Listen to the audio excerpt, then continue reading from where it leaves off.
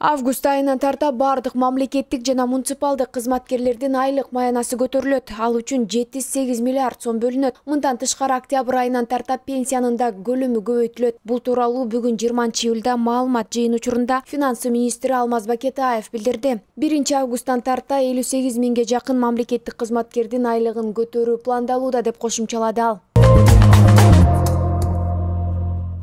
Ысык Көл облусунун Барскон капчыгайында 17 жаштагы баланын жансыз денеси табылды. Бул тууралуу өзгөчө кырдаалдар министрлигинен билдиришти. Маалыматка ылайык 19-июль күнү Барскон капчыгайына козу карын тергени чыгып кеткен кичи жарыгылчак айылынын 17 жаштагы тургуну дайынсыз жок болуп жаткандыгы тууралуу маалымат саат 18:00 чамасында Жети-Күз райондук өзгөчө кырдаалдар бөлүмүнө түшкөн. Издөө иштерине 12 куткаруучу жана жергиликтүү тургундардан 25 адам тартылып, түнкү саат 11-де издөө токтотулган. Бүгүн таңкы саат 05:20 баланын жансыз денесин туугандары табышкан. Ал эми анын сөөгүн тоодон түшүрүүнү өзгөчө кырдаалдар бөлүгүнүн адистери колго алышкан.